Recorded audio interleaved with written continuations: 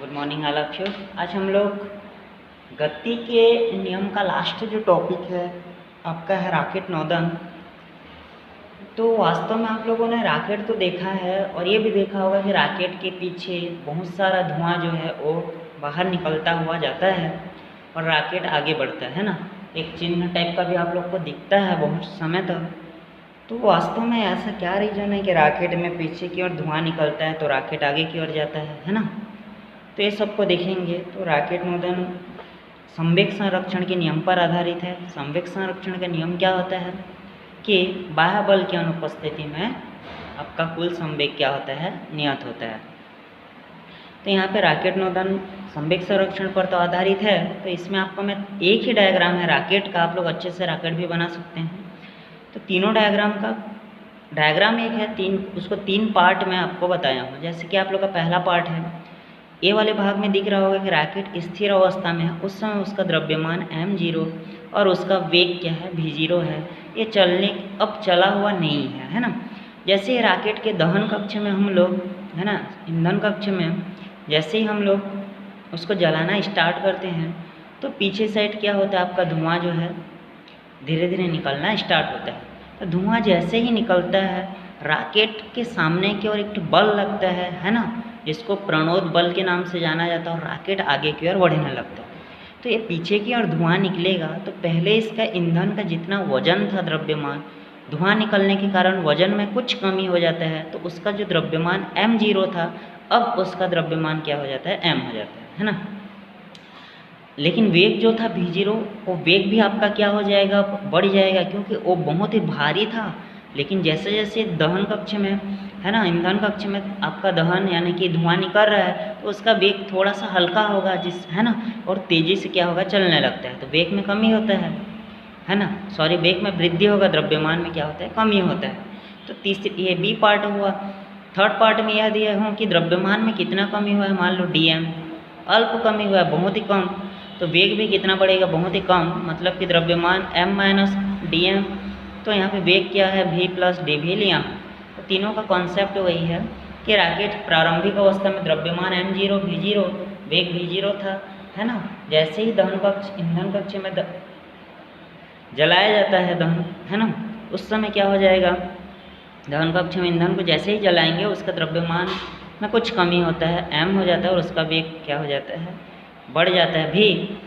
उस समय पश्चात जो कमी हुआ है उसको dm और वेग में जो वृद्धि हुआ है डेल v से दर्शा लेते हैं। अब क्या करते हैं, क्योंकि यह संवेग संरक्षण के नियम पर आधारित है तो क्या हो जाएगा, संवेग संरक्षण के नियम से, किस नियम से, संवेग संरक्षण के नियम से। एक बार हम लोग रॉकेट को देखेंगे। रॉकेट के संवेग में परिवर्तन, किसके, रॉकेट के संवेग में परिवर्तन। रॉकेट के जो संवेग में परिवर्तन होगा वो क्या हो जाएगा, m minus dm into dv। सूत्र क्या होता है, संवेग का p बराबर क्या होता है, mv।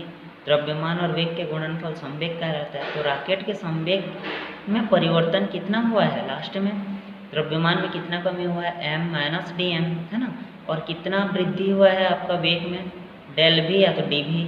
तो उसको क्या लिए हैं, dv। ये वेग हो गया है ना, वेग इतना बढ़ा है, द्रव्यमान में कितना कमी हुआ, m माइनस dm, घटा देना जितना आएगा है ना।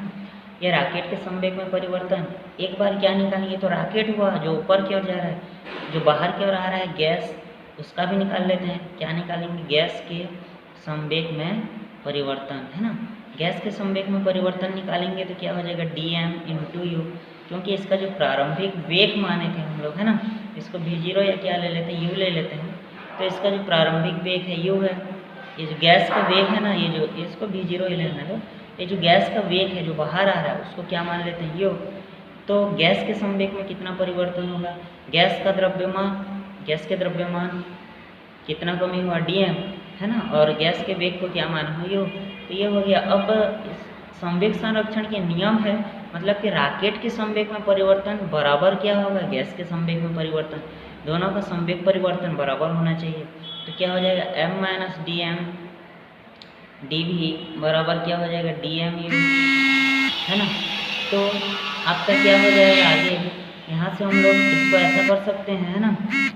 तो संवेग संरक्षण के नियम से रॉकेट के संवेग में परिवर्तन और गैस के संवेग में परिवर्तन आपस में बराबर होंगे, है ना।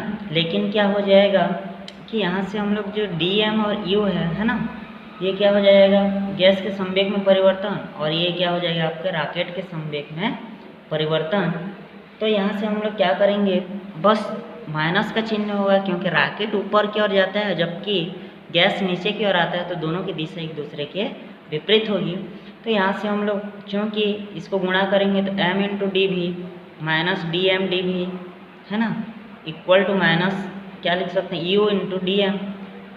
यहाँ पे dm और dv द्रव्यमान में परिवर्तन और वेग में परिवर्तन, अगर dm और dv का मान बहुत ही कम होगा, dm और dv का मान क्या होगा बहुत ही कम हो, तो क्या हो जाएगा हमारा dm dv बराबर माइनस u dm मिलेगा।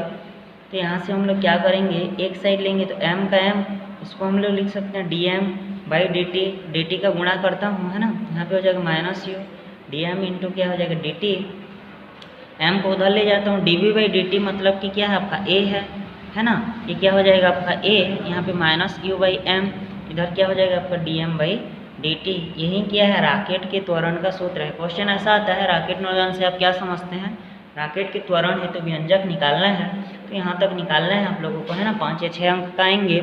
तो क्वेश्चन वही है आपका रॉकेट नोदन, है ना। पहले क्या करेंगे आप लोग, डायग्राम है, डायग्राम वही है रॉकेट नोदन संवेग संरक्षण के नियम पर आधारित है, कुछ थ्योरी, उसके बाद गणितीय विवेचना उसी को लिखा गया है, उसके बाद ये किस पे निर्भर करता है देख लेंगे, है ना।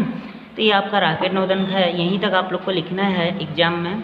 उसके बाद आपका देखना नोट में भेजा गया संगामी बल, तो इसमें क्या है, जब किसी वस्तु के एक ही बिंदु पर कार्य करने वाले समस्त बलों का परिणामी बल शून्य होता है ना, एक बिंदु पर कार्य करते हैं और समस्त बलों का परिणामी बल शून्य होता है, तो ये क्या कहलाता है आपका संतुलन, है ना। तो परिणामी बल शून्य होता है तो वस्तु संतुलन में होता है, इस स्थिति में वस्तु पर कार्य करने वाला बल क्या कहलाता है, संतुलन बल कहलाता है ना।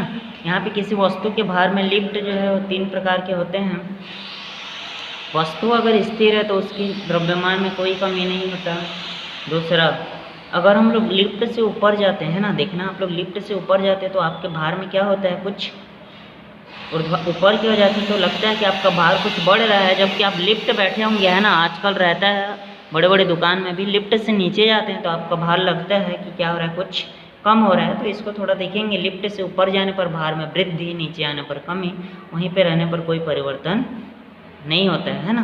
उसके बाद आपका ये डोरी से जुड़ी कुछ वस्तुओं का उदाहरण है, ये तो आता नहीं है, आपका देखना है बोधात्मक प्रश्न। तो बोधात्मक प्रश्न आप लोगों को देख लेना है। गति के नियम तक आप लोगों को त्रैमासिक एग्जाम में दिया जाएगा, और त्रैमासिक एग्जाम का जो ब्लूप्रिंट है वो इस प्रकार है, आपका 1 नंबर का 5 क्वेश्चन आएंगे, है ना, सही विकल्प नहीं रहेगा, बस 1 नंबर का रहेगा, जैसे बल का मात्रक लिखिए, है ना। दूसरा 2 नंबर का आपका कितना आएगा, 5 क्वेश्चन आएगा, 2 नंबर का 5 क्वेश्चन आएंगे, 3 नंबर के 12 क्वेश्चन आएंगे, 36 अंक के 4 नंबर का 1 क्वेश्चन आएगा, और आपका 5 अंक के 3 क्वेश्चन आएंगे। तो टोटल आप लोग का जो क्वेश्चन होगा वो कितने का होगा, 70 अंक का होगा। 1 नंबर के 5 क्वेश्चन आपका पीछे बोधात्मक तथ्यात्मक को देखेंगे, छोटा छोटा परिभाषा देख लेंगे, है ना। 2 नंबर के में भी आपको परिभाषा वगैरह ही ज़्यादा देखना है, सार्थक अंक हुआ ये सब आपको देखना है। 3 नंबर के 12 क्वेश्चन, इसमें जितना पढ़ाया गया आप लोगों को वही आएगा, उससे बाहर का नहीं आएगा, 4 नंबर का भी और 5 नंबर का भी। तो इस प्रकार आपका फिजिक्स का ब्लूप्रिंट है त्रैमासिक में, है ना। आप लोग को तैयारी करते रहना है, गति के नियम तक आएगा, और किसी भी प्रकार का कुछ डाउट होगा तो आप लोग पूछ सकते हैं, अभी 2-3 दिन का समय है। तो आपको फिजिक्स के त्रैमासिक एग्जाम के लिए ऑल द बेस्ट, अच्छे से पढ़िए। त्रैमासिक के बाद फिर हम लोग नेक्स्ट चैप्टर लेके आप लोग के सामने आएंगे। धन्यवाद।